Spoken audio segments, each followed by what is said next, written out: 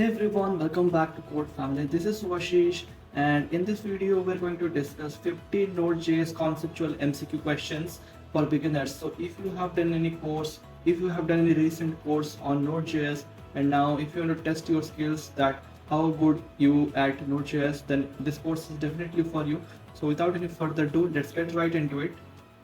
Our first question is, what is Node.js? Option A front-end framework. Option B, a JavaScript library. Option C, a runtime environment for JavaScript. And option D, a programming language. So its correct answer would be option C, a runtime environment for JavaScript. As you can see, Node.js is a runtime environment that allows JavaScript to be run outside the browser. So with the help of Node.js, we can run JavaScript outside the browser. It is based on the V8 engine which powers Google Chrome. So our next question is, which module in Node.js allows for working with file system? Option A, FS. Option B, file system. Option C, HTTP. And option D, path. So the correct answer would be option A. So as you can see, the FS module stands for file system and allows working with files in Node.js. It provides methods to read, write, update, and delete files. So using this FS module, we can perform read, write, update, and delete operations on files. So our next question is, what command is used to initialize a node project? Option A, npm init. Option B, node init. Option C, npm install. And option D, node install. So its correct answer is npm init.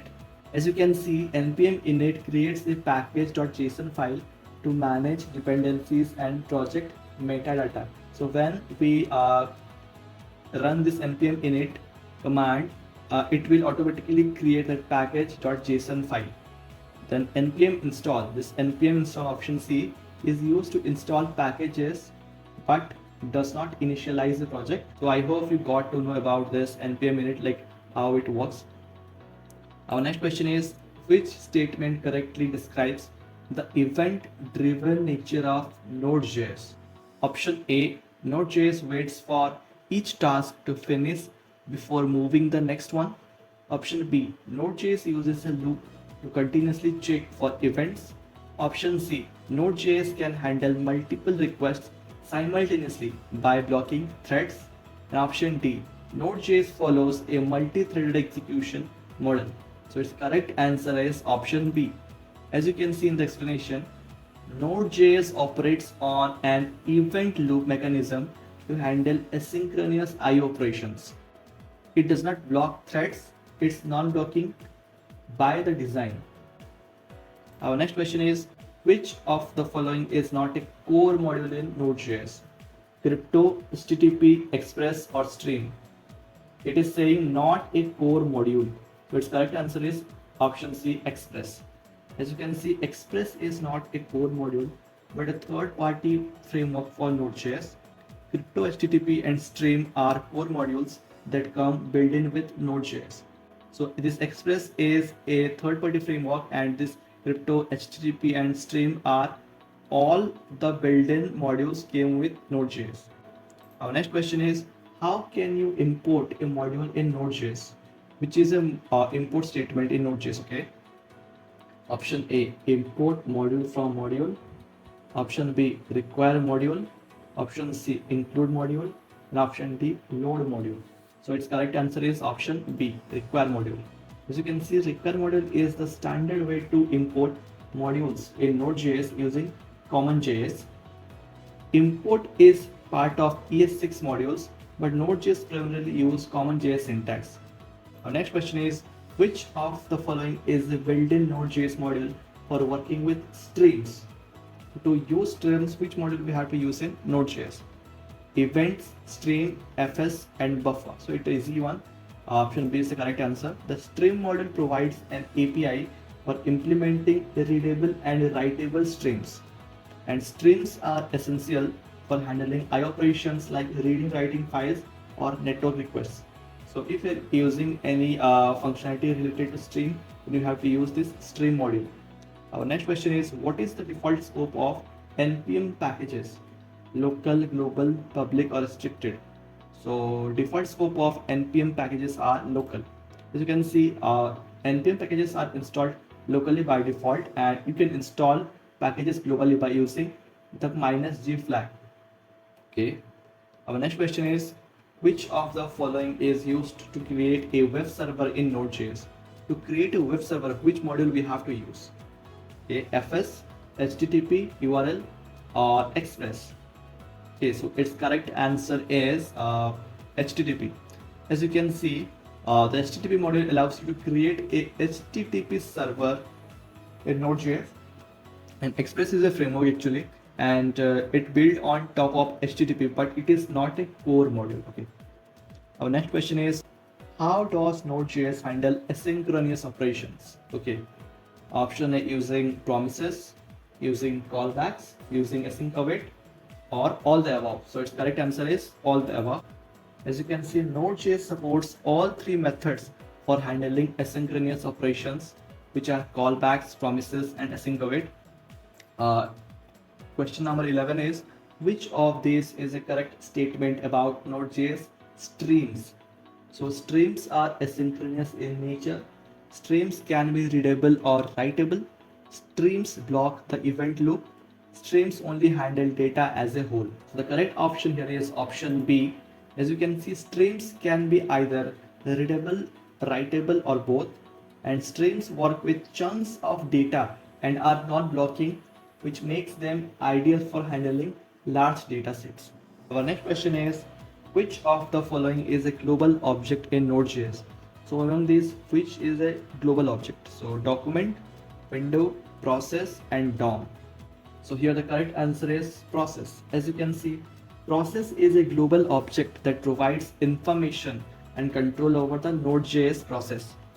Window and document are part of browser environment, not Node.js. Okay. So our next question is, what is the purpose of npm install? So why we do npm install? Option A, to install all dependencies listed in package.json, to install Node.js itself, to create a package.json file, or to initialize a Node.js project. So here the correct answer is option A, to install all dependencies listed in package.json. As you can see, npm install installs all the dependencies listed in the package.json file, and it does not initialize the project, which is done by npm init. Okay. Our next question is, what is a callback function in Node.js? Option A, a function that is called immediately. Option B, a function that is passed as an argument and called after an operation. Option C, a asynchronous function. Or option D, a function that only handles error. So here the correct answer is option B. As you can see, a callback function passed as a callback is a function passed as an argument to another function and executed after an operation finish. So next question is, which of the following is true for Node.js? So option A, Node.js is multi-threaded, Node.js is single-threaded, Node.js does not support concurrency, or Node.js cannot be used for I operations. It is saying which of the following is true. Okay. Here the correct answer is Node.js is single-threaded. Here, as you can see, Node.js uses a single-threaded event-driven architecture, and it handles concurrency through the event loop and non-blocking input-output. Our next question is, which of the following is a feature of Node.js? Locking I operations, multi-threaded, asynchronous, and event-driven IO, or only works in the browser? So here, correct answer is option C. As you can see, Node.js uses non-blocking, asynchronous, and event-driven I operations, and it allows the server to handle many requests simultaneously using a single thread. Okay, our next question is, which function is used to read a file asynchronously in Node.js? So to read a file asynchronously, which function we have to use? Option A, fs.readFileSync. Option B, fs.writeFile. Option C, fs.readFile. And option D, fs.open. So here the correct option is option C. fs.readFile reads a file asynchronously in Node.js, and fs.readFileSync is the synchronous counterpart and blocks the execution. Our next question is, what does require fs do in Node.js? It loads the file system module, or it loads the HTTP module, or it creates a server, or it initializes npm. So here the correct answer is option A. The require fs imports the built-in fs module that allows for file system operations like reading or writing files. So by writing in this way, we can load the file system module. Our next question here is, which method is used to create a server in Node.js? It is a easy one. So create server, new server, start server, and begin server. So here the correct answer is create server. The create server method from the HTTP module. So this method belongs to HTTP module, and it is used to create an HTTP server in Node.js. Our next question is, what is the default port number for a Node.js web server? 443, 80, 3000 or 8080? So here the correct answer is 3000. In the explanation you can see no specific port is required, but 3000 is commonly used as a default port for development. Our next question is, which of the following is true about Node.js modules? All modules in Node.js are core modules. A module is a file that contains related code. Modules cannot be reused. Modules are loaded globally by default. So the correct answer is option B. A module in Node.js is a file containing code that can be exported and imported to other files using require. So using require keyword, we can import any module. The next question is, what does process.exit do in Node.js? So option A, it exits the browser, or it exits the current Node.js process, or it restarts the Node.js server, or it runs a callback function.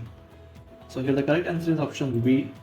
As you can see, process.exit terminates the current Node.js process, and it can take an exit code as argument where 0 means success. Our next question is, which of the following is a valid way to catch errors in asynchronous code? Using try catch block, using a catch method for promises, using async await with try catch, and both B and C. So here the correct option is both B and C. As you can see in the explanation, in Node.js, asynchronous errors can be handled using promises and the catch method, and async await can be used with try catch to handle errors in a more readable manner. Our next question is, which of the following is not a part of Node.js event loop phases? So option A, timers, option B, IO callbacks, option C, closure callbacks, and option D, poll. It is saying not a part of Node.js event loop phases. Here the correct answer is option C. The Node.js event loop has specific phases like timers, callbacks, poll, and check. There is no phase called closure callbacks. So here this is the correct answer. Our next question is, how can you avoid callback hell in Node.js? Option A, by using synchronous function, by using promises or async await, by nesting more callbacks, and by using the set timeout function. So the correct answer is option B, by using promises or async await. As you can see in the explanation, promises and async await are used to avoid callback hell in asynchronous programming, and they provide better code readability and reduce deep nesting of callbacks. So like it is solving the callback hell, means the function call it function for infinite times. So by using promises and async await, we can avoid that. The next question is, what is the purpose of the buffer class in Node.js? To create a new server, to manage binary data, to handle HTTP requests, to store promises. So here the correct answer is to manage binary data. As you can see, the buffer class is used to handle binary data directly in Node.js, and it is especially useful for working with strings and file input output. So to manage binary data, we use buffer class in Node.js.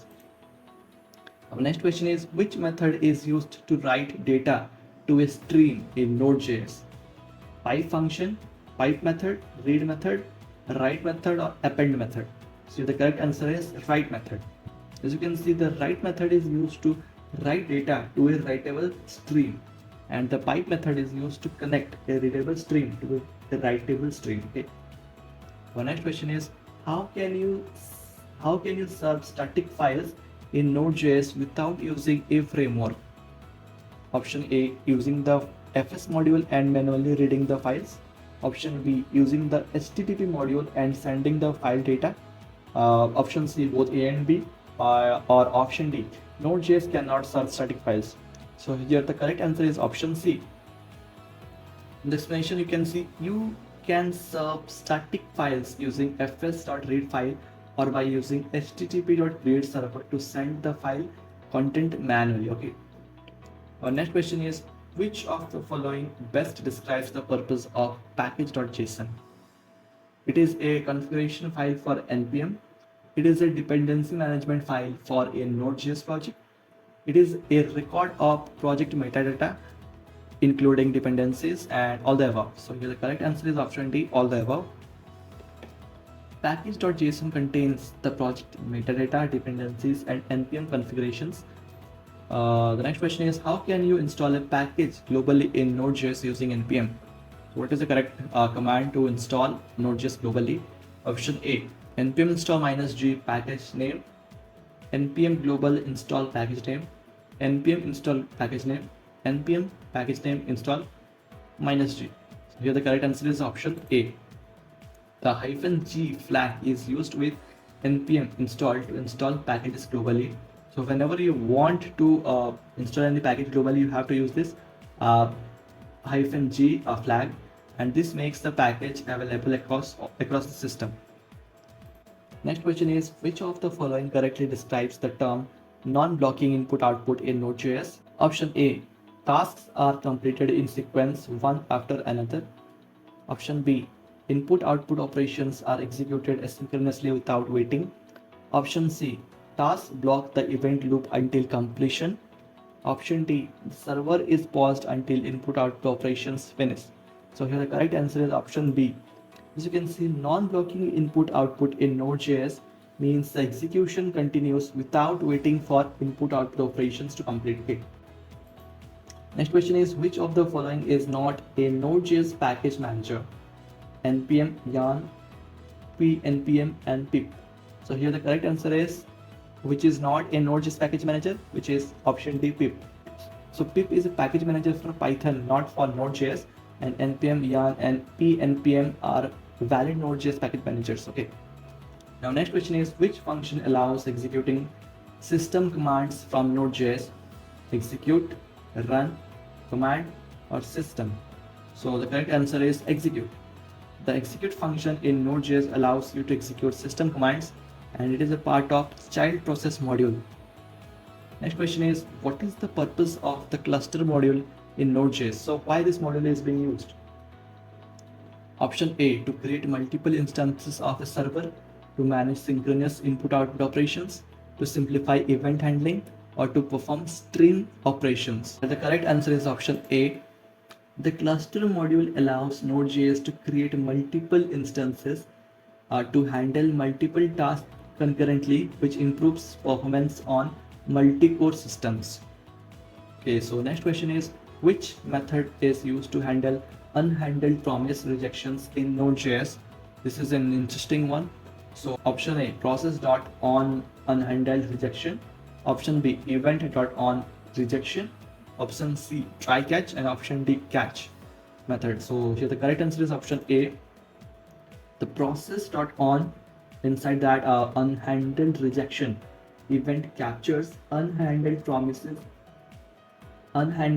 rejections in Node.js.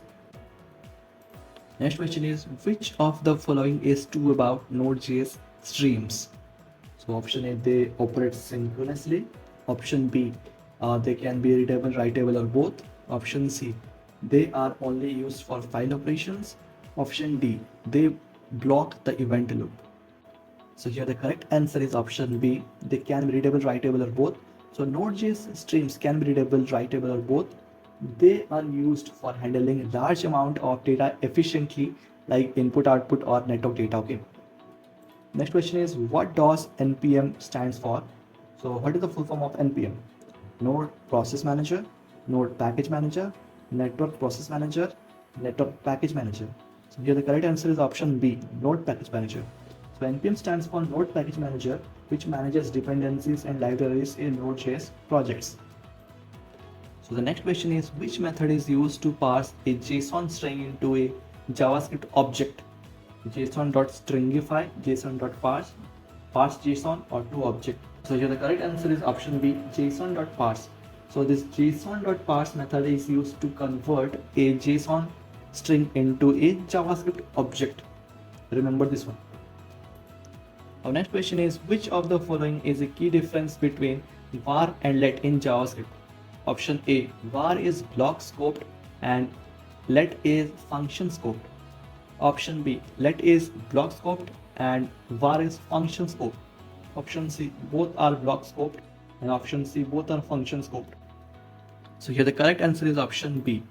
So let is block scoped, meaning it confined to a nearest block, while var is function scoped and it is accessible throughout the function. Our next question is, which method is used to handle asynchronous operation in modern JavaScript? So it is talking about modern JavaScript. So synchronous functions, callbacks only, promises and async await, or loops. Here the correct answer is option C. So the modern JavaScript uses promises and async await to handle asynchronous operations. So in the modern JavaScript we use promises and async await. The next question is, what will console.log, then this 3 plus this 3 inside the inverted comma, output in JavaScript? So option A 33, option B 6, option C error, and option D undefined. So here it will concatenate it. So the correct answer would be option A.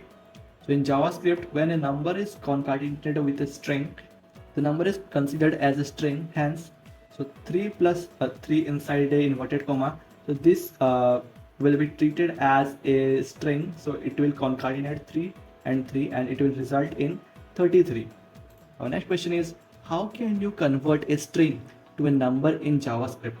ParseInt, toNumber, JSON.parse, or string method? So here the correct answer is option A. As you can see, the parseInt function converts a string into an integer in JavaScript. Next question is, which of the following is an example of a JavaScript promise? So option A, a callback function that waits for data. Option B, an object representing a value that may not be available yet. Option C, a function that synchronously returns a value. Or option D, a method to directly access data from an API. So here the correct answer is option B. A JavaScript promise is an object that represents an operation that may complete in the future, either resolving or rejecting. Okay. So our next question is, what is the correct way to import a module using ES6 syntax in Node.js? Option A, import star from module. Option B, import module name from module. Option C, require module. Or option D, include module. So here the correct answer is option B. So in this way you have to import modules in ES6. Okay. The ES6 syntax for importing modules uses import module name from module kind of syntax, and the require is a common JS method, while import is used in ES6 modules. Okay. Next question is, how do you export a function from a module Node.js using common JS syntax? So here we have to look at common JS syntax. Okay. So option A, exports.myFunction equal to myFunction, export myFunction, export default myFunction, or module.exports equal to myFunction. So here the correct answer is option D. So in common JS, module.exports equal to myFunction is used to export a function. So this is a common JS syntax, and exports is a shorthand, but module.export is preferred for exporting single values. Our next question is, what is the correct way to handle an asynchronous function in Node.js using async await? So here we have to look at the correct syntax. Option A, async function myFunction, let result equal to await some async call. And option B is await function myFunction, async some async call. Option C, myFunction async, inside that await some async call. Option D, async function myFunction, inside that await result equal to some async call. So here the correct answer will be option A. As you can see in the explanation that the correct syntax is async function to define the asynchronous function and await to pause execution until the promise resolves. Next question is, which of the following methods is used to create a new buffer in Node.js? Option A, buffer.from, option B, new buffer, option C, buffer.alloconcept, and option D, buffer.create. So here the correct answer is option A, which is buffer.from method. As you can see, buffer.from method is a recommended way to create a new buffer from an existing array or string. So our next question is, which of the following is the correct way to create an event emitter? It's talking about event emitter in Node.js. Okay. So option A, const emitter equal to require event, const event emitter equal to require events, const emitter equal to new event emitter, event emitter equal to new event emitter. So here the correct syntax would be option B. As you can see in the explanation, correct way to create an event emitter is by importing the event emitter class from the events module and then re-instantiating it. So here we are importing event emitter class from event module.